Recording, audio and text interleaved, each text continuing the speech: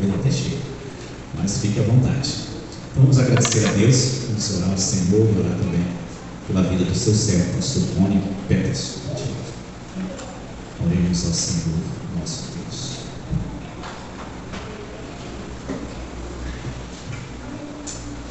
Pai eterno, Deus bendito e santo, louvado seja o teu nome. Obrigado, Deus, por esta noite. Obrigado, Deus, pelas ofertas alçadas. Obrigado pela vida financeira desta igreja. Pedimos que o Senhor venha nos abençoar e tenhamos, ó Deus, condições de cumprir com todos os nossos compromissos. Abençoa o teu servo, pastor Rony, que nos trará a tua mensagem. Usa, ó Deus, dá a ele saúde, dá a ele cada dia mais desta unção qual o Senhor tem dado, sabedoria, para transmitir ao teu povo a tua palavra. Oramos, ó Deus, e te agradecemos em nome de Jesus. Amém. Graças a Deus, igreja. Amém. Glória a Deus. Como é bom podermos partilhar a palavra do Senhor. Quero manifestar à amada igreja a gratidão pela oportunidade de poder mais uma vez trazer a mensagem do Senhor nesta noite.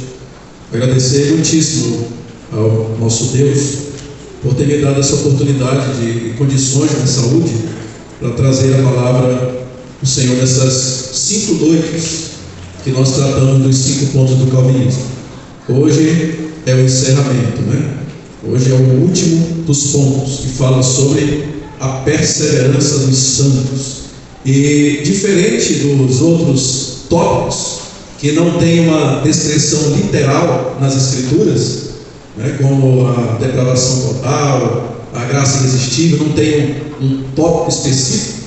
Este nós já encontramos, né, em Apocalipse 14, no versículo 12, ele é a terceira voz vinda dos céus, declarando o juízo de Deus sobre a besta e aqueles que têm o sinal da besta. Então, no final dessa conclamação celestial, em Apocalipse 14, no verso 12, lemos então a declaração da palavra do Senhor: aqui está a perseverança dos santos, os que guardam os mandamentos de Deus e a fé em Jesus. Aonde está a perseverança dos santos? Naqueles que guardam os mandamentos de Deus e que têm a fé em Jesus Cristo. Então, como disse aos irmãos, os outros tópicos nós não temos descritos literalmente. Este nós temos, falando a respeito da perseverança dos salvos. Tem várias temáticas que são dadas, entre outras também a segurança da salvação. Geralmente é este tópico que é usado na soteriologia, né, na área teológica, quando nós estudamos, é a segurança da salvação que nos é apresentada. Gostaria primeiramente de apresentar-vos as palavras de George Whitefield, no século XVIII, ele que é o pai da pregação ao ar livre, né? Ele deixou de pregar em templos fechados, uma vez que ele impunha com muito rigor a respeito do pecado do homem, da necessidade de santificação e da importância de verdadeiramente nascer de novo. Como ele era um pregador muito contundente, muito firme nas suas palavras, o que aconteceu? As igrejas repugnavam a pregação de George Whitefield. Aí George Whitefield então foi para os campos, e ele por isso é o pai da pregação ao ar livre, porque ele pregou nas praças, nas ruas, aonde ele podia, ele pregava a palavra de Deus. Ele dizia assim: o mundo é a minha igreja. O mundo é a minha igreja. Ele dizia: George Whitefield, cadê a tua igreja? Ele disse: o mundo é a minha igreja. E George Whitefield, ele morreu pregando o evangelho. Ele morreu pregando a palavra de Deus. Foi numa prédica à noite, ele sofreu um infarto, e aí morreu pregando as Escrituras. Que coisa maravilhosa. E é algo que ele pediu de Deus. Ele disse: eu quero poder morrer pregando o evangelho. E assim se foi.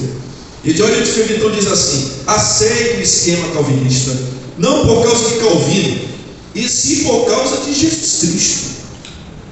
Porque Jesus Cristo ensinou para mim. As doutrinas de nossa eleição e de nossa justificação gratuita em Cristo Jesus são diariamente incutidas cada vez mais em meu coração.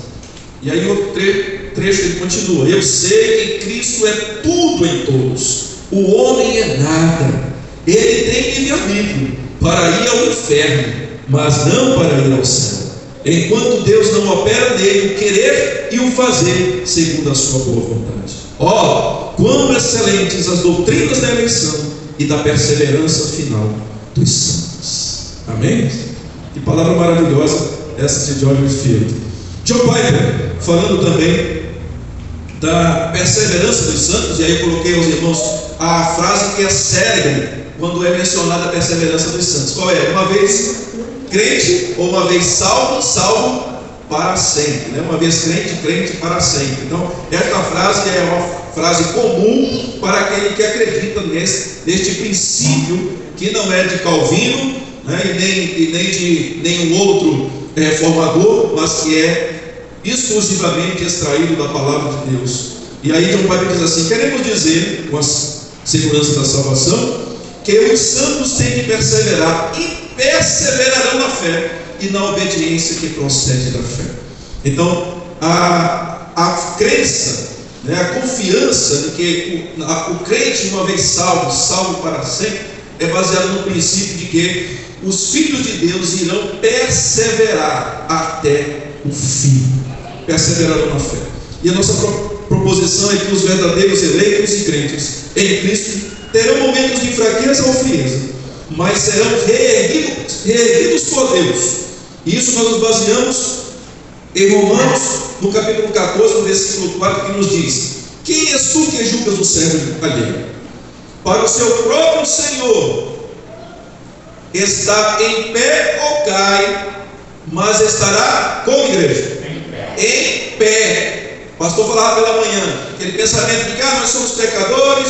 Então, e aí, mesmo aqueles que servem a Jesus, fica naquela que tropeça aqui, cai acolá, mas logo levanta, né? Esse pastor mencionado pela manhã. Quer dizer, o Filho de Deus, ele não tem essa perspectiva, ele não é aquele que vive se arrastando na fé. A Bíblia diz que ele, para o seu Senhor, ele está em pé ou cai, mas o que diz a Bíblia? Mas estará em pé. Por quê, irmãos? Porque o Senhor é poderoso para o sucesso. Isso não é frase de efeito, não, é a palavra de Deus, palavra do Senhor. Nosso Deus é poderoso para te suster, para te suprir, para te prover tudo que é necessário. É por isso que Paulo diz que mesmo que venham as tentações, Deus dará o subterfúgio. Lá em 1 Coríntios 10 e 13, Paulo diz: olha, mesmo que venham as tentações, mesmo que venham as provas, mas Deus mostrará o caminho que vocês têm que seguir, para que obtenham a aprovação. Então esses crentes fiéis, os verdadeiros eleitos de Deus, eles perseverarão firmes até o fim. E isso nos é dito por o próprio Senhor Jesus Cristo, em Mateus 24 e 13, quando ele nos diz que o justo perseverará até o fim. Então o Filho de Deus haverá de perseverar. Em Hebreus 10 e 38, nós lemos: todavia o meu justo viverá pela fé. O meu justo, interessante que Deus fala o meu justo, porque são aqueles que pertencem a Ele, são propriedade dele, como em 1 Pedro 2 e 9, os que são propriedades exclusivas de Deus. O meu justo viverá pela fé. E se ele retroceder?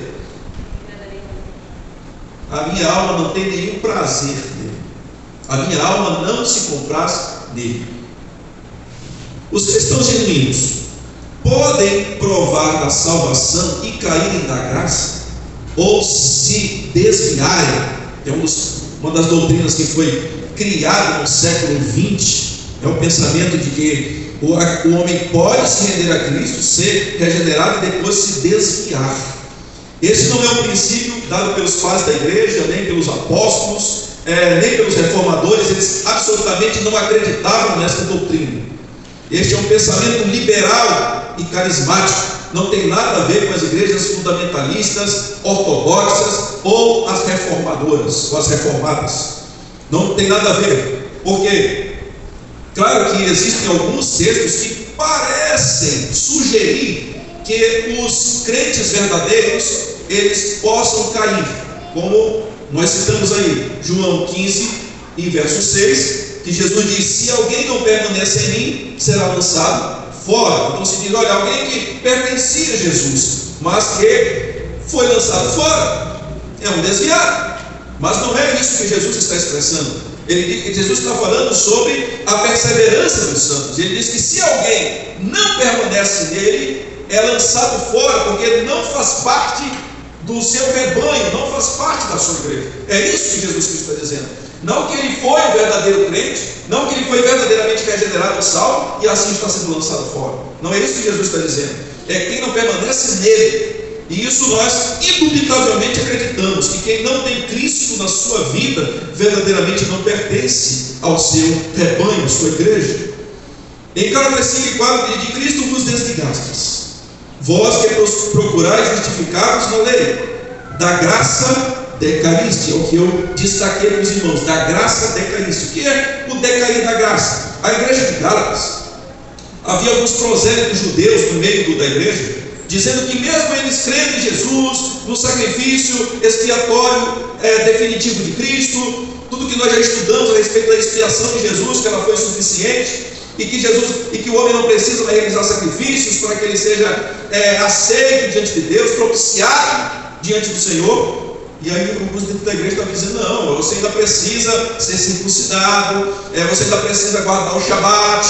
Aí existem alguns preceitos, algumas festas, como o Pentecoste, a Pessah, a Shavuot, que precisam ser também seguidos por nós. Vocês estão querendo voltar aos princípios da velha aliança, as práticas dos ritos judaicos. E aí Paulo diz: olha, vocês que estão querendo se justificar por esses princípios da lei, ou seja, os atos ritualísticos, vocês estão decaindo da graça. Ou seja, vocês estão se desfazendo, vocês estão rejeitando a graça de Deus. E é essa expressão que Paulo aqui nos dá. Então, este cair da graça, ou seja, a graça é o fundamento da salvação, e nós já vimos isso na graça irresistível de Deus. Então, aquele que não confia que Cristo é suficiente para lhe salvar, que não são as boas obras que garantem a salvação de um pecador, ou seja, ele está baseando a sua vida inteira naquilo que ele faz, a sua fé é infundada.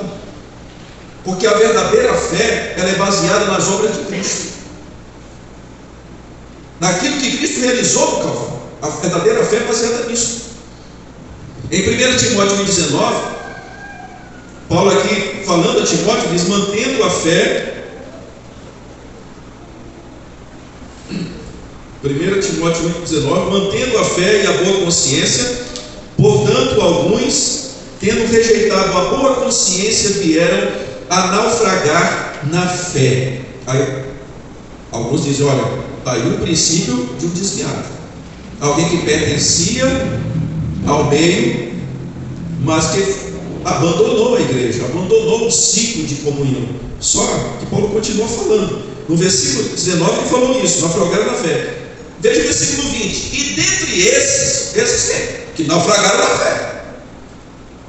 Olha que tipo de pessoa Paulo está falando: os que naufragaram na fé. E dentre esses se contam Rimineu e Alexandre, os quais entreguei. Estão vendo o texto? Ao adversário, para serem castigados, a fim de não mais blasfemarem.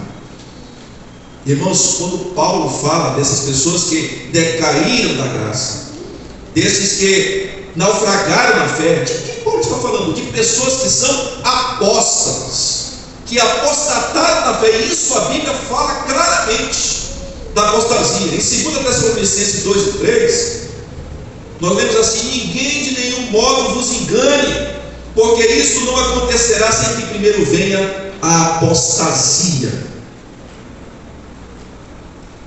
e seja revelado o homem da iniquidade, o filho da perdição. Quem é esse? O anticristo. Ele diz: olha, antes que o anticristo se manifestar, haverá uma série de apostasia. O que é apostasia, pastor? Pessoas que professaram a fé em Cristo, que professaram serem servos de Cristo, mas que no fim, ou no meio da carreira deles, eles desistiram disso. É por isso que a palavra apóstasis, sabe o que significa? Desistir no meio do caminho. Eram aquelas pessoas que eram enviadas para entregar uma mensagem, no meio do caminho elas desistiam de entregar a mensagem, por medo ou por ameaça desistiam. Por isso que a palavra apóstolos significa enviado do Senhor. Um apóstolo é um enviado de Deus, só que ele entrega a missão, ele cumpre a missão, ele entrega a mensagem no final. Agora o apóstolo diz não, é aquele que no meio do caminho se desvia. Só que esse desviar não é de alguém que, como muitas vezes se pensa, pastor, mas está falando de desviar, é alguém que se desvia, mas é alguém que sempre foi da perdição. Sempre foi da perdição. Ele nunca passou pelo processo da regeneração. Os irmãos querem uma prova também muito cabal, que não está aí nos textos. É quando Jesus está falando sobre a disciplina da igreja. Jesus diz: olha, quando alguém pecasse, o Senhor Jesus disse: olha, vai ter com teu irmão, se ele pecar. E se ele se arrepender, ganhaste teu irmão. Se ele não se arrepender, o que a Escritura diz? Jesus diz assim: vai lá, agora pega 2 testemunhas. Tem uns que dizem que é os 2 diáconos, pastor. Mas se for a igreja igual a nossa, não tem, né? Pega os 2 pastores, né? Auxiliares. Mas pega 2 contigo e vai lá, porque diante de 2 testemunhas se confirma um fato. Isso até na justiça, pai.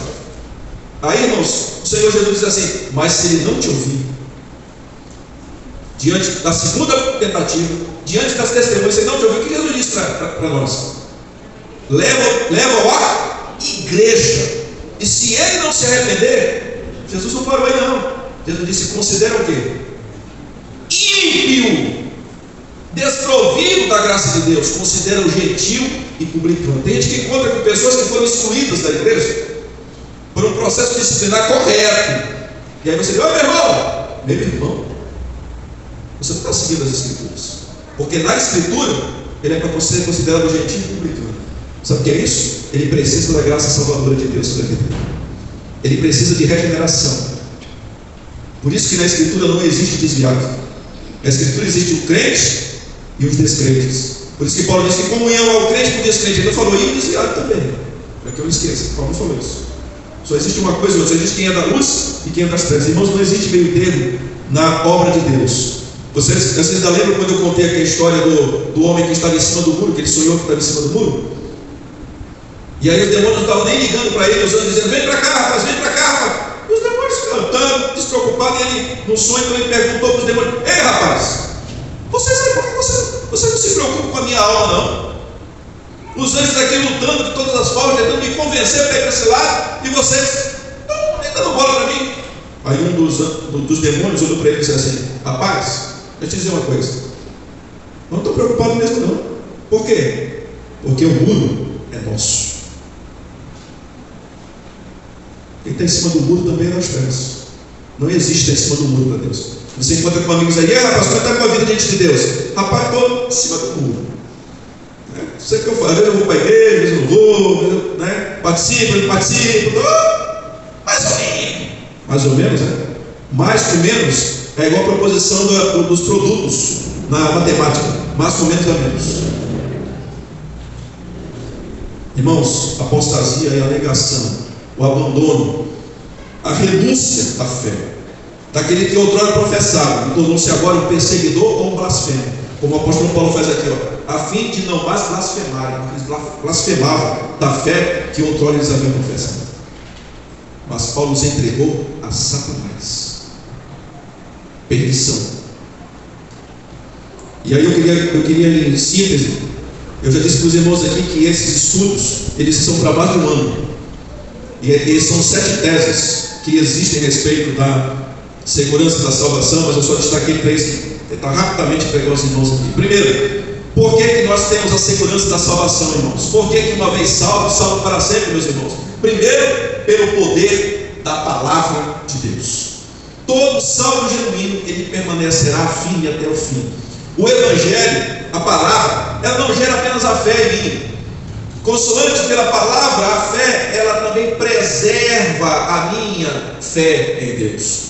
Por isso que nós, pastores, evangelistas, os pregadores do Evangelho, pregamos dia após dia, quem quer que nos procure, não apenas nos cultos, mas aonde quer que nós estejamos, nós pregamos este Evangelho, esta palavra, porque é ela que transforma, é ela que muda o coração dos homens, é ela que nos mantém firmes na fé.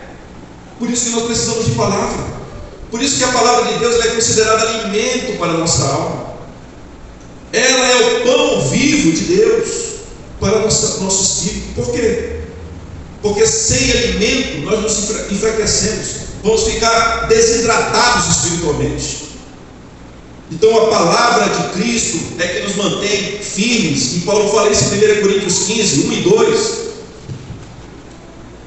Irmãos, venho lembrar-vos do evangelho que vos anunciei. Paulo está falando de quê? Do evangelho que ele anunciou à igreja, o qual recebestes, e no qual ainda perseverais. Receberam o evangelho, mas se mantinham leais ao evangelho. Por ele também sois salvos, se retiverdes a palavra tal como vou-la preguei, a menos que tenhas crido em vão. Irmãos, é pela palavra de Deus, pela obediência a essa palavra, pela submissão a essa palavra, que nós nos mantemos firmes em Deus. Sem esta palavra, o resultado será desastroso, vergonhoso. E aí, quando nós vamos para a parábola do semeador, nós percebemos ali que Jesus nos ensina que existe uma falsa iniciação na fé, sim. Porque Jesus fala a respeito de 4 terrenos: a semente que é à beira do caminho, a semente nos pedras, a semente nos espinhos, e aí Jesus fala em toda a semente na boa terra. Jesus apresenta que existem 4 tipos de terrenos, 4 tipos de corações diante da sua palavra. E aí Jesus começa a explicar essa parábola em Mateus 13, verso 20 e diante, até o 23, ele começa a explicar. E ele vai dizer: olha, tem pessoas que ouvem a palavra e elas se alegram com a palavra.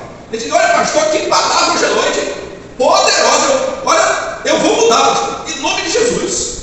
E aqueles no final do ano, pastor, olha, eu ouvi aquela palavra do pastor Salvadinho, olha, irmãos, tomei uma decisão, vou ser o novo crente ano que vem. No ano que vem, vou ser o novo crente, vou participar dos cultos, culto de oração, culto de doutrina, vou ler mais minha Bíblia, vou buscar mais o Senhor em oração.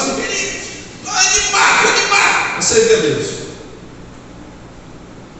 Passa janeiro, lê ali uns textos do outro, vai para o culto do Senhor, não.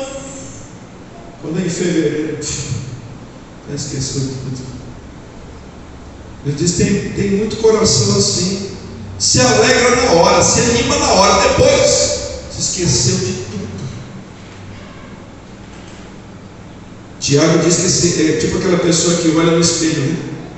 Diz: olha, não sejais como aqueles que olham no espelho, viram e logo esquecem. Aí Tiago diz: olha, na vaidade, né, do homem, da mulher, porque tem um também que é vaidoso, logo se esquece de como era. Assim é muitas pessoas que ouvem a palavra de Deus.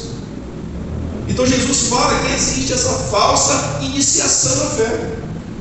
Existem aqueles que se animam, mas logo se esquecem. Existem aqueles que não têm doutrina, não têm conhecimento profundo da verdade. Qualquer lábia, qualquer teoreca leva ele para longe da igreja, se afastar de Cristo. Não tem raiz, é ficar em pedra, sem doutrina, sem conhecimento da palavra, da verdade. Não consegue nem defender a sua fé. A palavra de Deus diz que nós devemos estar sempre preparados para responder a qualquer um que pedir razão da esperança que há em vós, estando sempre preparados para dar resposta, para responder a quem pedir razão da esperança que há em vocês. E aí tem aquela semente que cai nos espinhos. São aqueles que deixam os problemas dessa vida, as preocupações dessa vida, afastarem ele do Senhor. São aqueles: pastor, olha para mim que eu estou desempregado. Ele arruma o trabalho, se esquece da igreja, se esquece de Jesus. Aí quando é para, às vezes aí no trabalho ele consegue promoções, consegue se desenvolver, um excelente profissional. Quando chega na igreja: irmão, você pode assumir aqui um serviço? Pastor, não tenho tempo. Irmão, na eleição, irmão, eu digo: irmão, declino, estou fora, não tenho tempo para você. Está deixando os espinhos afogarem o serviço dele a Deus. Mas tem que ficar em boa terra. E quem são esses? Aí Jesus fala: A semente da boa terra é aquela que ouve a palavra. Mas ele não só escuta, não. Ele a compreende. Diz: ah, Senhor, eu entendi o teu mistério. Eu entendi a tua mensagem. Eu entendi o que tu queres me transmitir. E aí, Jesus disse assim: e ele frutifica. Mas Jesus não falou só isso. Jesus disse: ele frutifica e produz. Sabe o que é? Sabe que crente é esse? Eu vou falar de forma bem prática, irmãos. É aquele crente que ele serve na igreja. Ele busca todos os serviços possíveis que ele possa devotar a Deus os seus dons, os seus talentos dentro da igreja. Mas ele produz lá fora. Ele frutifica aqui dentro, mas ele produz lá fora. É aquele que está convidando pessoas para vir para a igreja. É aquele que está evangelizando seu patrão, seus amigos, seus colegas de faculdade, na escola, seus vizinhos. A oportunidade que ele tem, ele está pregando o evangelho. Irmãos, oportunidade não se perde pregar o evangelho. Temos que estar prontos para o serviço. A evidência da fé genuína é o fato de retermos a palavra. A prova de que alguém tem uma fé genuína em Cristo é quando ele é um servo obediente da palavra de Deus. Ele se submete. Em Colossenses 1, lá no verso 23, mas você pode ler o 21 e 23. No 23 ele destaca o seguinte: se é que permaneceis na fé, alicerçados e firmes, não vos deixando afastar da esperança do evangelho que ouvistes. Paulo diz que aquele que é firme, aquele que está alicerçado na fé em Cristo, ele é alguém que permanece na sua fé. Ele é alguém que não se afasta da esperança que ele tem em Jesus Cristo. Ou seja, ele não deixa que nada desse mundo venha abalar a sua devoção, a sua piedade a Deus. Ele está bem, ele ora. Ele está doente, ele ora mais ainda. Irmãos, eu digo aos jovens desta igreja, muitas vezes nós temos que aprender a olhar a vida piedosa das pessoas mais experientes da igreja, vamos dizer assim, né? Nossos idosos. Já viram como os crentes mais antigos eles são na igreja? Tem irmãos que vêm de longe caminhando para chegar aqui. Tem irmãos que vêm doentes. Outro já aconteceu aqui de uns recém-operados estarem aqui no grupo de oração. E meu irmão ainda está com um ponto fresquinho, já estava aqui sentado. E aí os jovens, nós temos que olhar para essas pessoas e dizer: puxa, isso aqui é fidelidade. E às vezes a gente olha para aqueles que não têm compromisso. É uma verdade, a juventude não é assim. Olha para aquele que, pastor, mas tem aquela minha outra irmã, meu irmão, que não faz nem questão da igreja. Não olha para essa, olha para as pessoas que têm uma vida piedosa, uma vida fiel. Porque vai que esse daí seja o joio e tu não sabes. Não é para sair apontando, não, tá? Vai ser joio, não é isso não. Mas eu sou bem franco, irmãos. Olha para aqueles que espelham, aqueles que resplandecem, o quanto são fiéis, o quanto são dignos diante do Senhor. Olhe para esses. Se é que você tem que olhar para eles. Porque para onde é que nós temos que olhar realmente? Lá para o Calvário. Aquele que deu a sua vida por ti e por mim. Ele é que é digno do nosso amor. Ele é que é digno da minha e da tua devoção. Porque foi ele que deu a vida dele, pelo meu e pelo seu pecado. Não foi A ou B, fulano ou ciclano. Irmãos, se alguém não faz, não seja como aquele levita lá da parábola do bom samaritano que eu já contei para os irmãos. Fulano não faz, eu também não faço. Não seja desse tipo. Seja como o bom samaritano. Faça a sua parte. Porque no dia do juízo é individual. Apocalipse 2:10, quando Jesus está falando ali para Esmirna, ele diz: ser fiel até a morte e dar-te-ei a coroa da vida. Corroborando com as palavras de Jesus em Mateus 10:22 e Marcos 13:13, ele diz: aquele que perseverar até o fim será salvo. E tem gente que diz assim: pastor, está vendo? É aquele que perseverar até o fim, porque tem aqueles crentes que não vão perseverar. Não é nada disso que Jesus está dizendo. Deus está dizendo: aquele que perseverar até o fim será salvo. Por quê? Porque o salvo haverá de perseverar até o fim. É isso que Jesus está dizendo. pessoas distorcem as palavras de Cristo. Perseverar na fé não significa que nós não teremos momentos de dúvida, irmãos, momentos de frieza. Acontece, às vezes por uma enfermidade, às vezes por medo. Tem muitas pessoas que não estão vindo para a igreja por causa do medo de serem contaminados, mesmo que elas não deixem de ir para o trabalho, né? Deixa de ir para a igreja, mas para o trabalho, pastor, por que você não está vindo? Não, pastor, porque para evitar a aglomeração, né? Mas você deve ir para o trabalho, né? Você vai como? Em lotação. Puxa, é bem confortável, né? É 1,5 metro, pastor, a lotação. Irmãos, eu venho aqui de manhã, eu pego aqui com de igreja, né? O ônibus tem me pendurado na porta.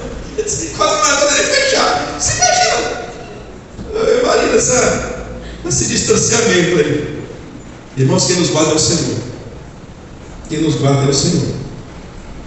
Então haverá momento de dúvida, momento de frieza, mas significa que aquele que persevera na fé, ele não retrocederá ao ponto de negar a Cristo pela dureza do coração. E aí então um exemplo de Esaú, quando o escritor de Hebreus fala dele, né? Nem haja algum impuro, nem profano, como foi Esaú, o qual por um repasso, ou seja, por um guisado de lentilho, né? Está lá na história, vendeu o seu direito de primogenitura. A gente diz assim, pastor, mas ele só vendeu o direito de primogenitura. Irmãos, aquilo ali representava a bênção de Deus sobre a vida dele, porque o primogênito, ele tinha direito, sabe quantos por cento da propriedade dos pais? Quantos por cento? 50%. Os outros 50% que eram para os irmãos. Quem dera que fosse hoje em dia assim, pastor. Eu, como primogênito, já ia levar 50% das heranças, nem que fosse da dívida, pagar 50% da dívida. Mas antigamente era assim, né? Nesses tempos era assim. Então, irmãos, o fato de se desfazer daquele direito de primogênito, dizer, olha, não me preocupo com a bênção de Deus, eu faço pouco caso da bênção de Deus. E por isso que o escritor continua dizendo, pois sabeis também que posteriormente, querendo herdar a bênção, ele foi rejeitado, mas não achou lugar de arrependimento, embora com lágrimas o tivesse buscado. Quando há arrependimento? Quando há mudança. Só lágrima, só lábia não é arrependimento.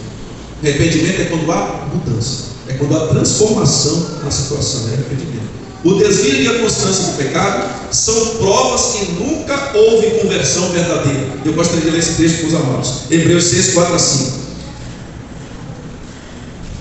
É impossível, pois que aqueles que uma vez foram iluminados e provaram do dom celestial, de quem está falando? De pessoas regeneradas.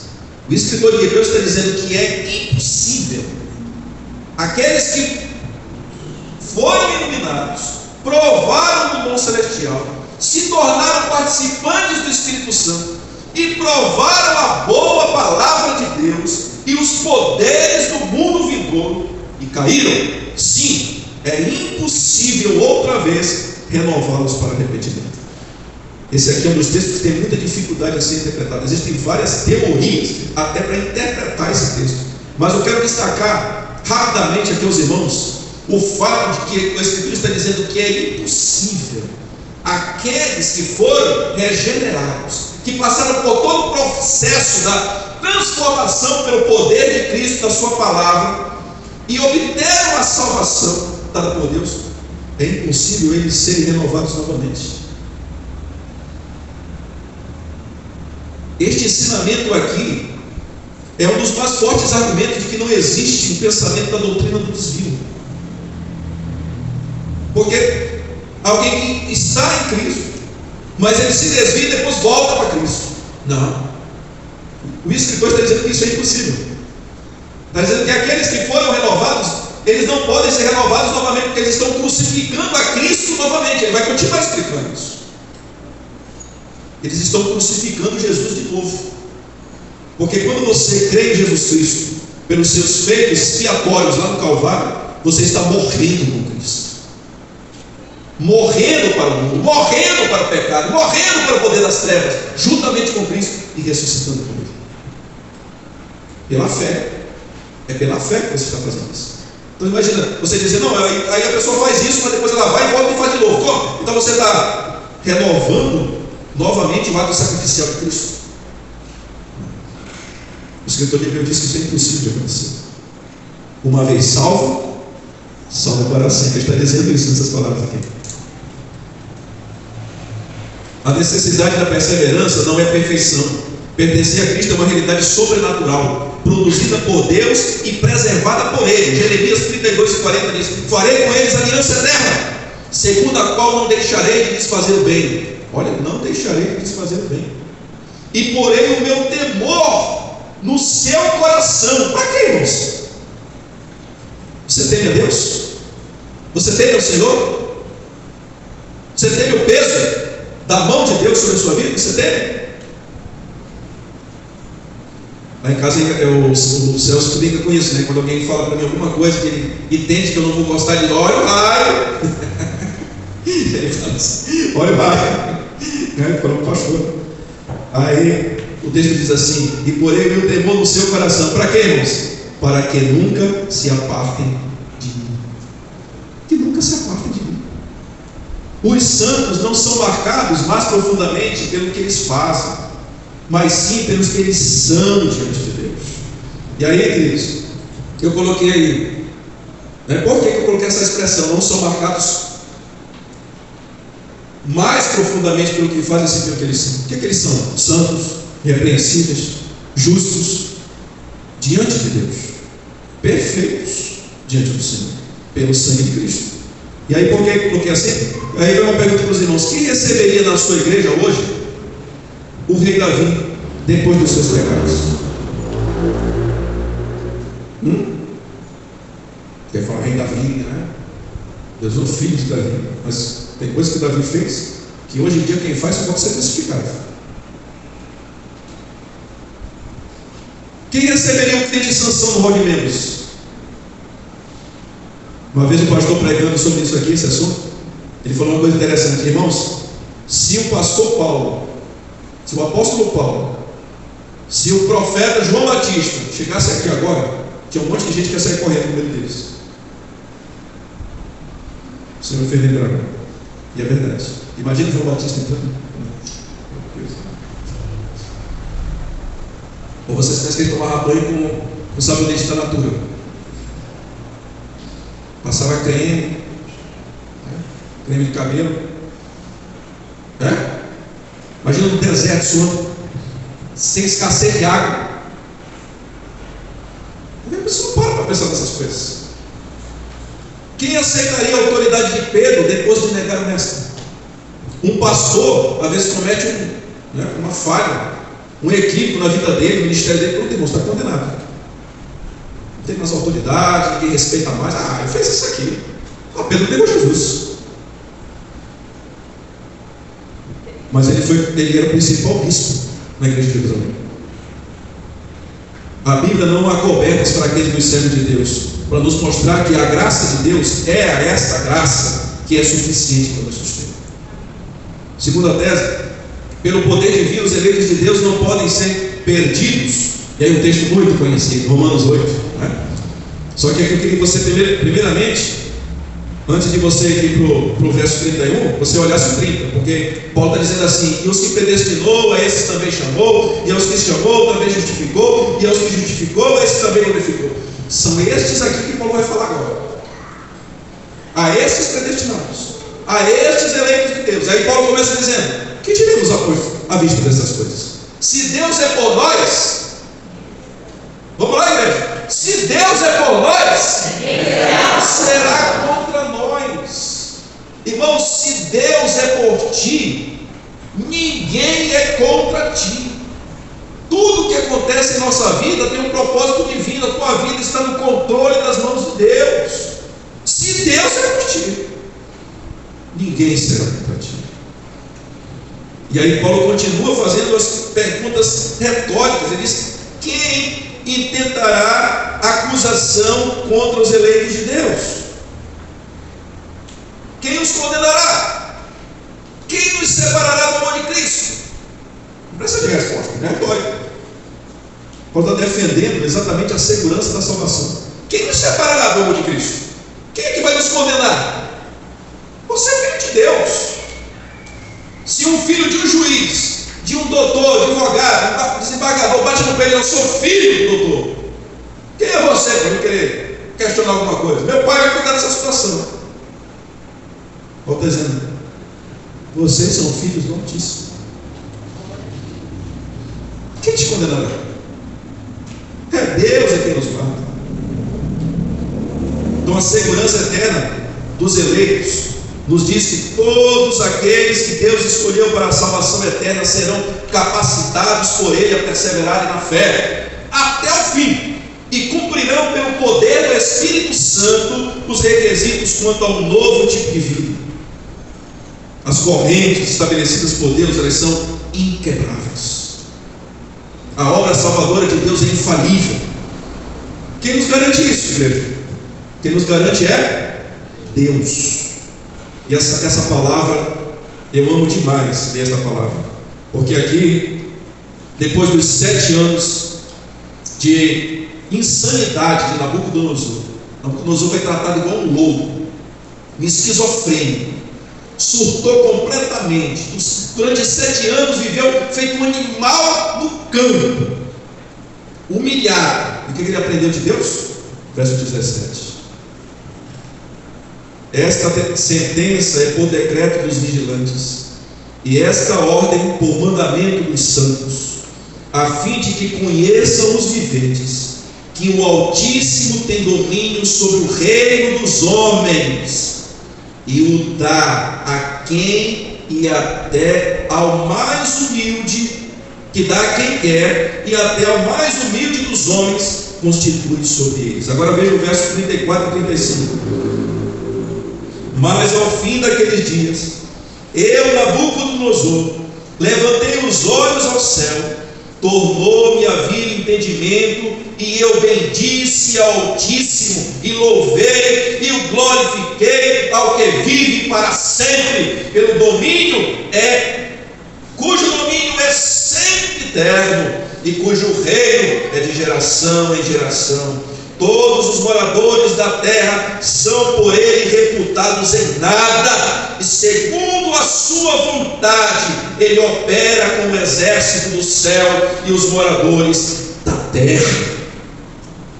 Não há quem lhe possa deter a mão, nem lhe dizer: que fazes?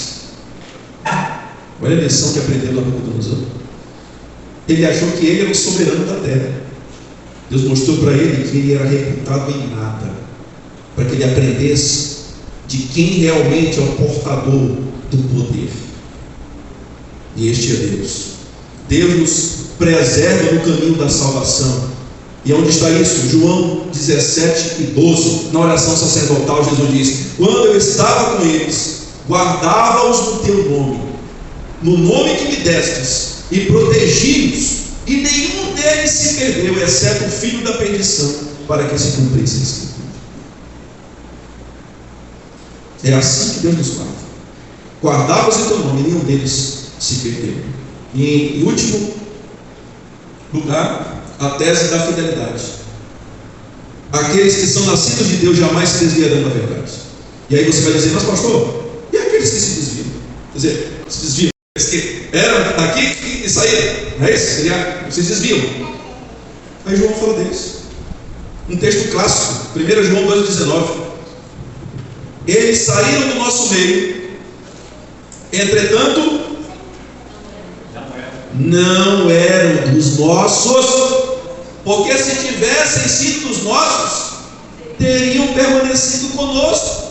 Mas se saíram do nosso meio, é para que ficasse comprovado que eles não eram dos nossos. O pastor Juan está ensinando isso? Não. O apóstolo João está aí escrito na palavra de Deus. O problema é que às vezes nós deixamos levar as nossas convicções pelas palavras dos homens. E a Jesus diz que nós não temos que ser seguidores de homens, nós somos seguidores de Deus. E o seguidor de Deus se vê pela palavra dele, não pelo que os outros dizem. Então não se engane, irmãos. Ninguém que tendo posto a mão no arado olha para trás é apto para o reino de Deus. Esse aqui nós conhecemos bem, o tema central, né, da igreja, né, do ministério da igreja. É o mão no arado. Aquele que põe a mão no arado, ele não olha para trás.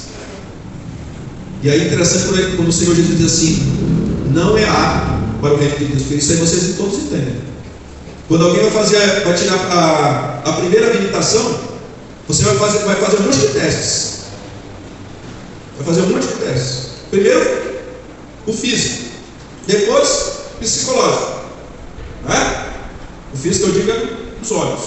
Aí o psicológico vai fazer também. Todos têm um carimbinho. Tem que ter lá. Apto. Ninguém quer outro carimbo vermelho. Inapto. Desaprovado. Sem condições. Não cumpre os requisitos. Se Jesus disse que é aptidão, que é o carimbo azul para o reino de Deus, não pode olhar para trás. Crente é persistente, crente é perseverante, crente segue firme. Eu não conheço a vida dos que estão aqui nesta noite, nem dos que estão me ouvindo, mas uma coisa é certa: aquele que desiste, aquele que abandona, não volta, nunca foi de Deus. E quando voltar, precisa receber da graça do Senhor, precisa ser regenerado. É claro que na Bíblia há exortações e advertências visando a perseverança da fé dos santos. Isso não porque o cristão pode perder a salvação, se a salvação seja volúvel, mas por causa da fidelidade da salvação. E nós vemos isso em Atos 11, 23, quando Barnabé é mandado a Jerusalém. Ele é mandado de Jerusalém até Antioquia, e quando ele chega ali, o registro histórico de Atos 11, 23 diz assim: tendo ele chegado, que ele está falando de Barnabé, e vendo a graça de Deus, que se havia se manifestado ali nas terras da Antioquia, alegrou-se e exortava todos a que com firmeza de coração permanecessem no Senhor. E aí você vê também em Atos 14, 22, quando Paulo, depois de ter sido apedrejado em Listra, aí ele vai até Derbe, e depois de estar em Derbe pregando o evangelho, ele volta de novo a Listra. Tem gente que diz: Paulo está maluco, acabaram de matar, porque apedrejaram, tu volta para cá, ele volta para Listra.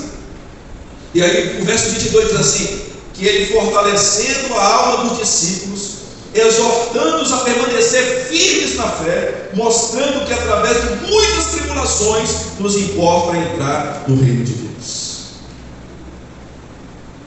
Paulo está dizendo para aqueles irmãos: não importa o que eu sofri, não importa o que eu passei, para que eu entre no reino de Deus, importa enfrentar as tribulações, as adversidades, as perseguições que eu tenho enfrentado e haverei de enfrentar, não importa, porque a causa de Cristo exige isso.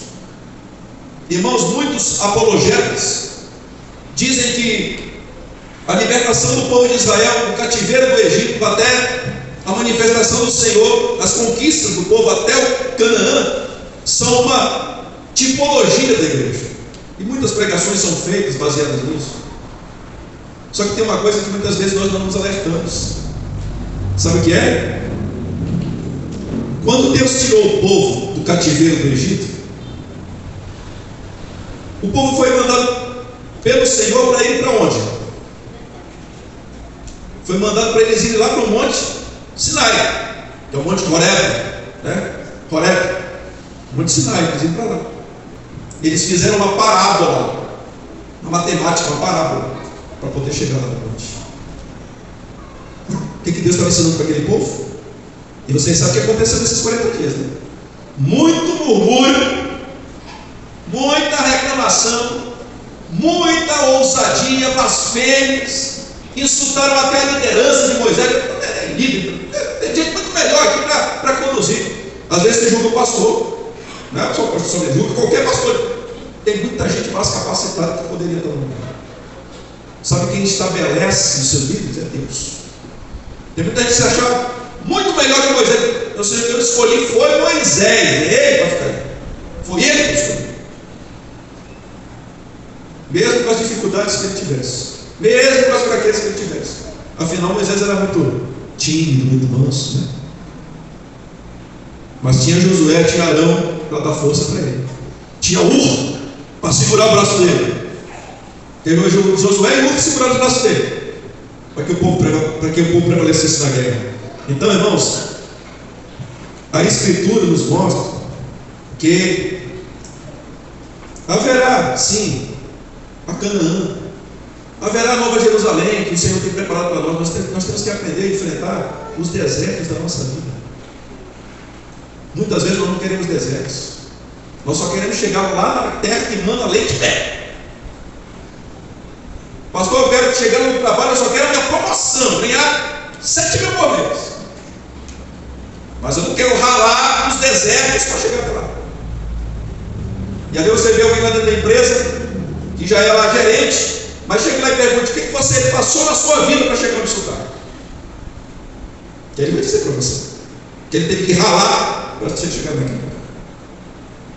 Quero convidar os irmãos a colocarem de pés para encerrar com as palavras de Charles Spurgeon.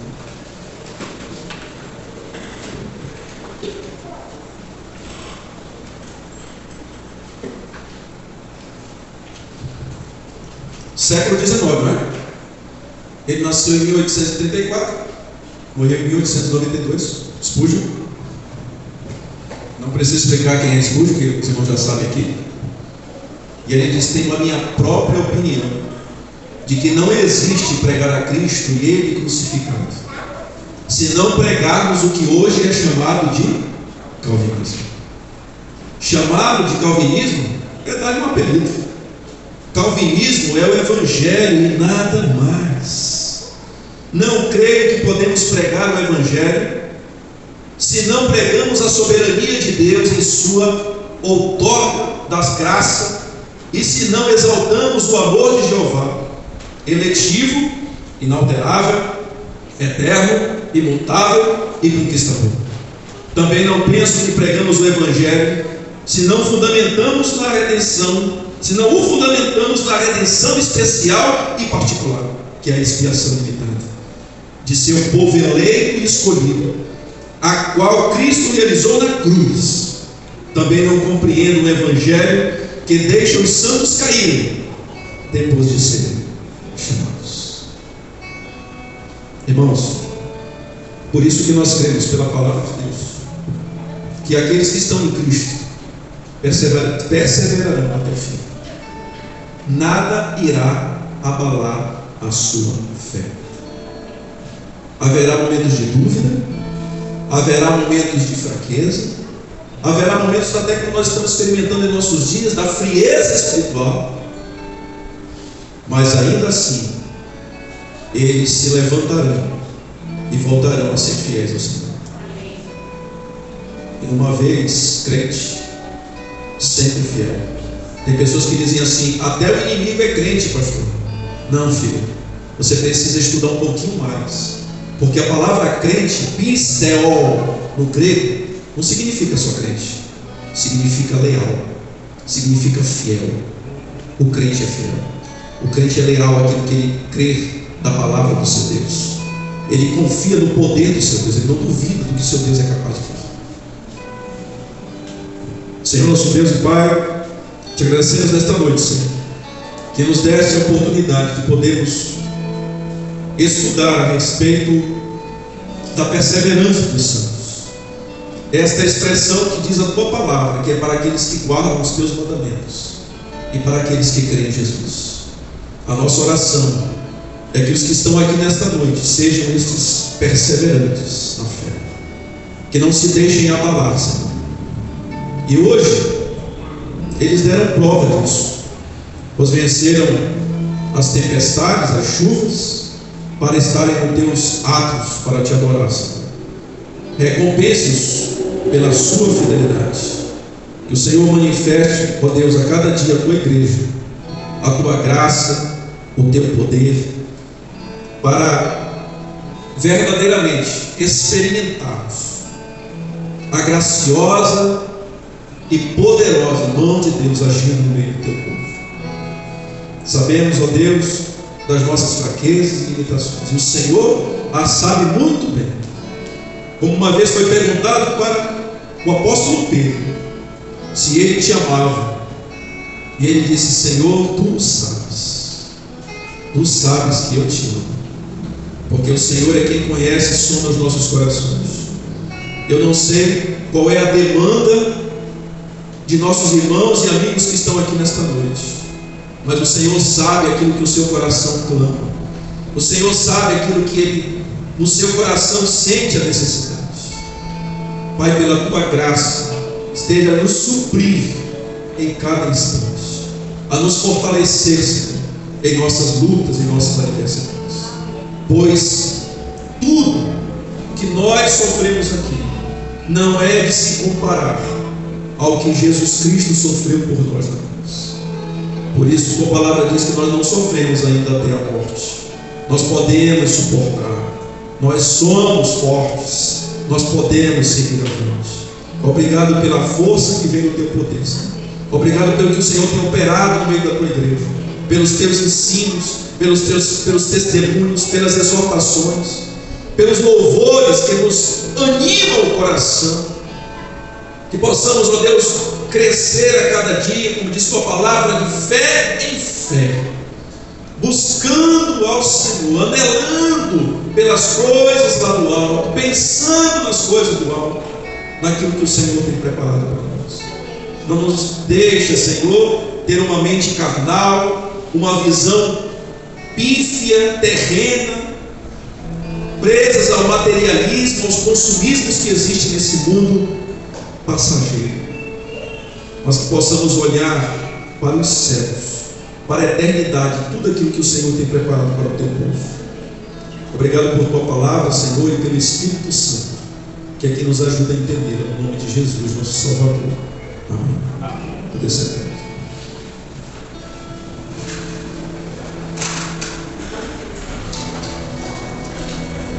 Deus seja louvado, né?